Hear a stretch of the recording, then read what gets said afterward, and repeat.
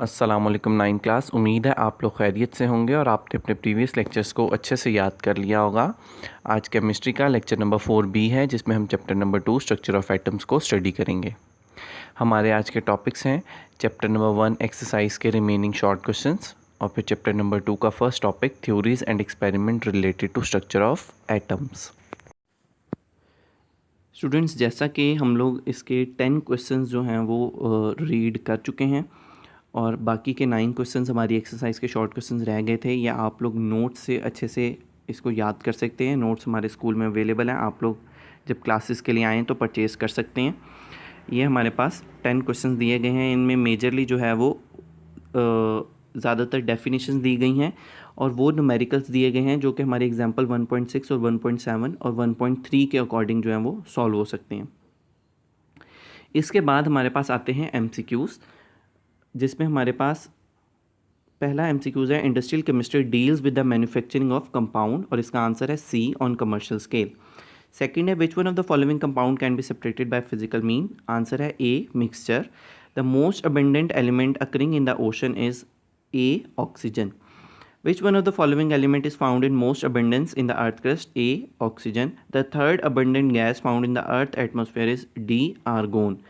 1 AMU is equivalent to B 1.66 into 10 raised to power minus 24 grams. Next हमारे पास MCQs आते हैं। Which one of the following molecule is not triatomic? AH2. The mass of 1 molecule of water is 18 AMU. The molar mass of H2SO4 is 98 gram A. Which one of the following is the molecular mass of O2 in AMU? A 32 AMU. How many number of moles are equivalent to 8 grams of CO2? B 0.18. Which one of the following pair has the same number of ions? C half mole of NaCl and 1/3 mole of MgCl2. Which one of the following pair has the same mass? A 1 mole of CO and 1 mole of N2. Students, आप लोग MCQs की marking यहाँ से भी कर सकते हैं और अदरवाइज़ आपको MCQs की जो है वो PDF कर दी जाएगी। और याद रखिए कि आपने बाकी के 9 शॉर्ट क्वेश्चंस को अपने नोट्स से अच्छे से याद कर लेना है। इसके बाद हमारे पास नया चैप्टर है, चैप्टर नंबर 2 एंशिएंट, जिसका नाम है structure of atoms. Introduction read करते हैं। Ancient Greek philosopher Democritus suggested that matter is compose of tiny indivisible particles called atom. हमारे पास एक ग्रीक फिलोसोफर था जिसने ये चीज़ सजेस्ट की कि मैटर जो है वो छोटे छोटे पार्टिकल से मिलकर बना है जो कि आगे तकसीम नहीं हो सकता, मतलब उनको उसके छोटे हिस्सों में तकसीम नहीं किया जा सकता। The name atom was derived from the Latin word atomos means meaning indivisible, और उसको उन पार्टिकल्स को नाम दिया गया एटम्स का। और ये वर्ड जो है वो निकला था लैटिन लैंग्वेज से, एटोमोस से, जिसका मतलब था इंडिविजिबल। इंडिविजिबल मतलब नाकाबिले तकसीम, आगे हिस्सों में तकसीम ना किया जा सकता हो। In the beginning of 19th century John Dalton put forward atomic theory. According to it all matter is made up of very small indivisible particles called atom. और फिर 19th सेंचुरी में जॉन डाल्टन ने भी same यही बात कही कि हर matter जो है वो छोटे पार्टिकल से मिलकर बना है, जिसे एटम्स का नाम दिया गया। और फिर एंड ऑफ 19th सेंचुरी में it was considered that atom can not be subdivided. However in the beginning of 20th century experiments perform by Goldstein, J.J. Thomson, Rutherford, Bohr and other scientists revealed that atom is made up of subatomic particles like electron, proton and neutron. लेकिन last 19th century तक ये consider किया जाता था कि atom को उसके छोटे हिस्सों में तकसीम नहीं किया जा सकता, एटम सबसे छोटा पार्टिकल मौजूद है। लेकिन बाद में बहुत सारे एक्सपेरिमेंट किए गए, जिसमें गोल्डस्टीन का एक्सपेरिमेंट था, J.J. थॉमसन, रदरफोर्ड और बोहर के एक्सपेरिमेंट थे, ये 20th सेंचुरी में किए गए, जिसके थ्रू ये पता लगा कि एटम्स में मज़ीद सब एटॉमिक पार्टिकल्स भी मौजूद होते हैं, जो कि हम लोग पढ़ चुके हैं, इलेक्ट्रॉन, प्रोटॉन और न्यूट्रॉन। तो अब हम स्टार्ट करते हैं आज theories and experiment related to the structure of atoms. मुख्तलिफ थ्योरीज आई थी हमारे स्ट्रक्चर ऑफ एटम से रिलेटेड, उनको रीड करेंगे। According to Dalton, an atom is an indivisible hard dense sphere. एक एटम जो है वो नाकाबिले तकसीम, सख्त और गहरा सर्कुलर एटम होता है, पार्टिकल होता है।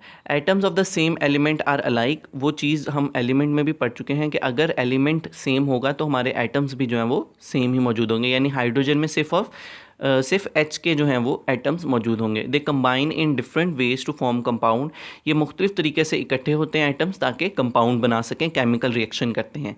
इन the light of Dalton's atomic theory scientist perform a series of experiment, but in late 1800s and early 1900 scientist discovered new subatomic particle. और डाल्टन की थ्योरी के बाद बहुत सारे एक्सपेरिमेंट किए गए और फाइनली जो है वो सब एटॉमिक पार्टिकल्स मिलना शुरू हुए। सब एटॉमिक पार्टिकल्स कौन कौन से हैं, मैंने आपको भी नेम बताए, इलेक्ट्रॉन, प्रोटॉन और न्यूट्रॉन्स। इलेक्ट्रॉन पर नेगेटिव चार्ज होगा, प्रोटॉन्स पर पॉजिटिव और न्यूट्रॉन्स पर कोई चार्ज मौजूद नहीं होता। 1886 Goldstein discover positively charge particles called protons. 1886 में गोल्डस्टीन ने डिस्कवर किया पॉजिटिवली चार्ज पार्टिकल्स जिन्हें प्रोटॉन का नाम दिया गया। और 1897 में जे थॉमसन ने नेगेटिवली चार्ज पार्टिकल्स फाइंड किए जिन्हें इलेक्ट्रॉन्स का नाम दिया गया। It was established that electrons and protons are fundamental particles of matter. Based upon these observation Thomson put forth his plum pudding theory. He postulated that atoms were solid structure of positively charged with tiny negative particles stuck inside. It is like plums in the pudding. तो students ये बिल्कुल जो positive particles थे उनको protons का नाम दिया गया, जो नेगेटिव पार्टिकल्स थे उनको इलेक्ट्रॉन्स का नाम दिया गया। और उन्होंने स्ट्रक्चर को बताने के लिए ये चीज़ बताई गई कि ये एक प्लम पुडिंग स्ट्रक्चर है, मतलब कि पॉजिटिव और नेगेटिव जहाँ तहाँ पड़े हुए हैं। लेकिन बाद में हमें ये चीज़ मालूम हुई कि ऐसा बिल्कुल नहीं है। हमारे पास प्रोटॉन्स और न्यूट्रॉन्स न्यूक्लियस के दरमियान में मौजूद होते हैं, जबकि हमारे इलेक्ट्रॉन्स शेल में मौजूद होते हैं। लेकिन हमें जो प्लम पुडिंग थ्योरी दी गई थी जे थॉमसन की तरफ से, उसमें ये कहा गया कि जिस तरीके से हमारी पुडिंग्स में प्लम्स जहाँ तहाँ पड़े होते हैं, या आप ट्राइफल्स में देखते हैं कि फ्रूट्स हमारे मिक्स हुए होते हैं, कहीं पे भी नज़र आ रहे होते हैं, बिल्कुल इसी तरीके से कहीं पे भी इलेक्ट्रॉन्स मौजूद हो सकते हैं और कहीं पे भी प्रोटॉन्स मौजूद हो सकते हैं। और हमने इस थ्योरी को नाम दिया प्लम पुडिंग थ्योरी का। इसके बाद हमारे पास आती है cathode rays and discovery of electron. In 1895, Sir William Crookes performed experiment by passing electric current through gases in a discharge tube at very low pressure. He took a glass tube fitted with two metallic electrodes which were connected to a high voltage battery. The pressure inside the tube was kept 10 raised to power minus 4 atm. When high voltage current was passed through the gas, shiny rays were emitted from the cathode which traveled towards the anode as shown in figure. तो students हमारे 1895 में एक scientist sir William crook ने एक experiment किया जिसमें उन्होंने दो इलेक्ट्रोड्स लिए, इलेक्ट्रोड्स मतलब मेटल से बने हुए सब्सटेंसेस लिए, रॉड्स ले लिए, जिन्हें बैटरी से जो है वो कनेक्ट किया गया। आपको ये ऑरेंज कलर के डायग्राम में नज़र आ रहे हैं जो कि एक बैटरी से कनेक्ट है। एक पे पॉजिटिव चार्ज है, उसे एनोड का नाम दे दिया, एक में नेगेटिव चार्ज है, उसे कैथोड का नाम दे दिया। और फिर इनको बंद कर दिया एक डिस्चार्ज ट्यूब में। डिस्चार्ज ट्यूब बिल्कुल इसी तरीके से होती है जैसे घरों में पाई जाने वाली ट्यूब लाइट्स होती हैं। और फिर इससे वैक्यूम पंप लगा के हमने इसका प्रेशर जो है वो मेंटेन कर दिया 10 रेज़ टू पावर माइनस 4 तक का। और फिर इसमें से इलेक्ट्रिक करंट को पास किया गया। जब इसमें इलेक्ट्रिक करंट को पास किया गया तो ये चीज़ ऑब्जर्व की गई कि कुछ रेज़ हैं, कुछ रेडिएशंस हैं जो कि कैथोड से निकलती हैं और एनोड की तरफ ट्रैवल करती हैं। ये शाइनी रेज़ थी। आइए इसको पढ़ते हैं कि इनकी प्रॉपर्टीज़ क्या थी। और उनको नाम दिया गया कैथोड रेज़ का, क्योंकि वो रेज़ जो हैं वो कैथोड से निकल के एनोड की तरफ ट्रैवल कर रही थी, तो इसलिए हमने उनका नाम दे दिया कैथोड रेज़ का। The cathode rays were studied in detail and their properties were determined. These rays travel in straight lines perpendicular to the cathode surface. ये लाइन्स जो हैं वो बिल्कुल स्ट्रेट मैनर में ट्रैवल करती हैं और कैथोड सरफेस यानी जो हमने कैथोड लगाया हुआ था उसके बिल्कुल परपेंडिकुलर यानी 90 डिग्री पे मौजूद होती हैं।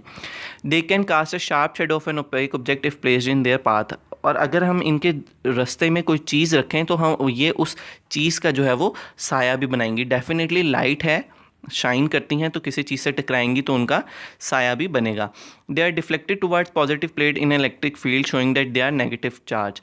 अगर इनको हम इलेक्ट्रिक फील्ड में रखते हैं यानी जहाँ पे पॉजिटिव और नेगेटिव चार्ज मौजूद होगा तो ये नेगेटिवली चार्ज की तरफ डिफ्लेक्ट करेंगी, मूव करेंगी या तिरछी हो जाएंगी नेगेटिवली प्लेट्स की तरफ, सॉरी पॉजिटिवली प्लेट्स की तरफ। और इससे हमें ये चीज़ मालूम हुई कि ये ख़ुद जो हैं वो नेगेटिवली चार्ज हैं और इसी वजह से पॉजिटिव की तरफ अट्रैक्ट हो रही हैं।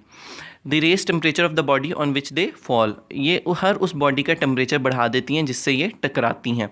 J Thomson discovered their charge to mass ratio, और जे थॉमसन ने फिर इसकी चार्ज टू मास रेशो भी फाइंड की, यानी इस पर कितना चार्ज है और इसका कितना मैस है, दोनों को डिवाइड करके रेशो निकाल दी। Light is produce when these rays hit the walls of the discharge tube, और लाइट प्रोड्यूस होती थी जब ये कैथोड से निकल के एनोड, और एनोड के पीछे जब डिस्चार्ज ट्यूब की वॉल से टकराती थी तो ये रेज जो हैं वो लाइट पैदा करती थी। It was found that same type of rays were emitted no matter which gas and which cathode was use in the discharge tube, और फिर ये चीज़ भी ऑब्जर्व की गई, हर गैस को चेंज किया गया, डिस्चार्ज ट्यूब में जो गैस मौजूद थी उसको चेंज किया गया, और कैथोड जिस मेटल का बना था उस मेटल को भी चेंज किया गया, आयरन, निकल, कॉपर सबको यूज़ किया गया, और कंफर्म ये किया गया कि सेम टाइप ऑफ रेज ही निकल रही हैं जो कैथोड से निकलती हैं और एनोड की तरफ ट्रैवल करती हैं। इससे हमें ये चीज़ साबित हुई, नेक्स्ट पैराग्राफ में यही चीज़ बताई गई है, इससे हमें ये चीज़ पता लगी कि आप कोई भी गैस ले लीजिए, कैथोड का कोई भी मटेरियल ले लीजिए, ये रेज जो हैं वो इंडिपेंडेंट होती हैं कैथोड मटेरियल और गैस से।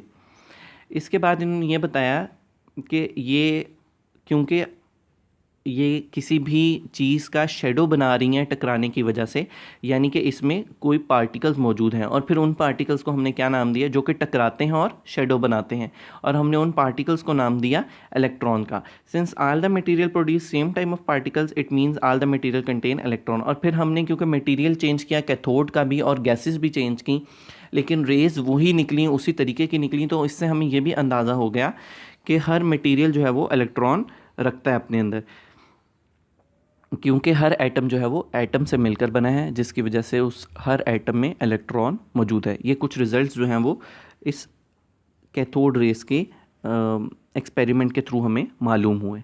उम्मीद है स्टूडेंट्स आप लोगों को आज का लेक्चर समझ आ गया होगा। MCQs की PDF आप लोगों को सेंड कर दी जाएगी, उससे आप लोगों ने अपनी बुक पे मार्क कर लेना है, नोट्स को परचेज़ करके अपने शॉर्ट क्वेश्चंस को याद कर लेना है। आप लोग जब क्लास में आएंगे तो आप लोगों को पता है कि आप लोगों के क्लास टेस्ट जो हैं वो पॉसिबली लिए जाएं। इसी के साथ बहुत अच्छे से अपनी तैयारी कीजिए। अल्लाह आपका हामी व नासिर।